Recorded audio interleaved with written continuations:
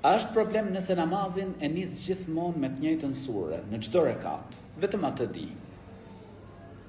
Të gjithë namazin e fillojmë me të njëjtën sure, me surën Fatiha.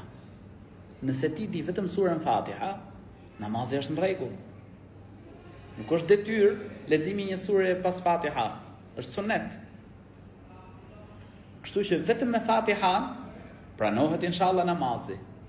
E nëse ti di pra pas Fatihas di vetëm një sure, për shembull surën Ikhlas, Kul huwallahu ahad. Pra vetëm atë di, në rregull është namazi.